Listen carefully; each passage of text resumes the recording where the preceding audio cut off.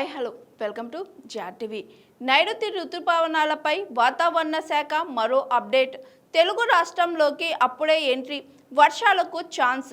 AP తెలంగాణలో భిన్నమైన వాతావరణం నెలకొంది. కొన్ని జిల్లాల్లో ఎండలు దంచుకొడుతుండగా కొన్ని జిల్లాల్లో వానలు పడుతున్నాయి. రాబోయే కొద్ది రోజుల పాటు కూడా ఇదే పరిస్థితి నెలకొన్న అవకాశం ఉంది. ఎండ తీవ్రత కొనసాగకుండా ద్రోణి ప్రభావంతో తెలుగు రాష్ట్రాల్లో వర్షాలు కురవనున్నాయి.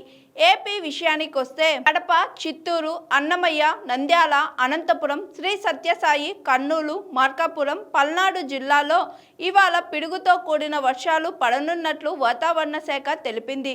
సాయంత్రం వరకు ఎండ తీవ్రత ఉంటుందని, ఆ తరువాత వర్షాలు పడతాయని స్పష్టం చేసింది.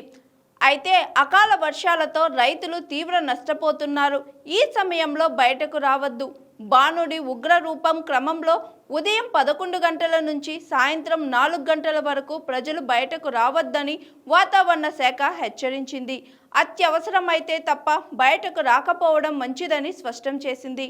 మరోవైపు వర్షాలు పడే సమయంలో విద్యుత్ స్తంభాలు, హోల్డింగ్స్ వద్ద నిల్చోవద్దని సూచించింది. ఇక ఏపీలోని పలు జిల్లాల్లో ఎండ తీవ్రత ఎక్కువగా ఉంది. ఇటీవల పలు ప్రాంతాల్లో రికార్డు స్థాయిలో ఉష్ణోగ్రతలు నమోదయ్యాయి. ఎండ వేడికి ప్రజలు అల్లాడిపోతున్నారు. ఆలస్యంగా నైరుతి ఋతుపవనాలపై వాతావరణ శాఖ కీలక ప్రకటన చేసింది.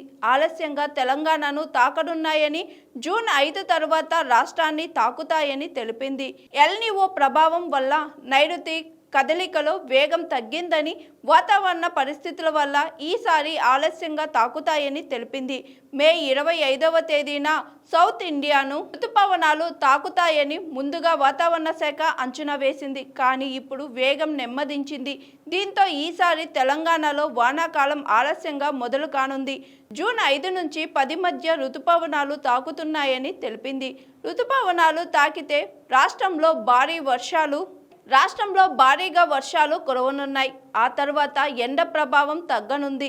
ఇక రాష్ట్రంలో రాబోయే 3 రోజుల పాటు ఎండ, వడగాలుల తీవ్రత అధికంగా ఉంటుందని వాతావరణ శాఖ రెడ్ అలర్ట్ జారీ చేసింది. ఈ మేరకు 4 జిల్లాలకు రెడ్ అలర్ట్ జారీ చేసింది.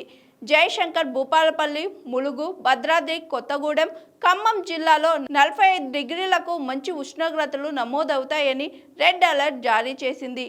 బుధ, గురువారంలో సైతం పలు జిల్లాలకు ఆరెంజ్ అలర్ట్ ఇచ్చింది. Hi, this is Swathi. Like చేయండి, షేర్ చేయండి, కమెంట్ చేయండి అండ్ సబ్స్క్రైబ్ చేయండి GRTV.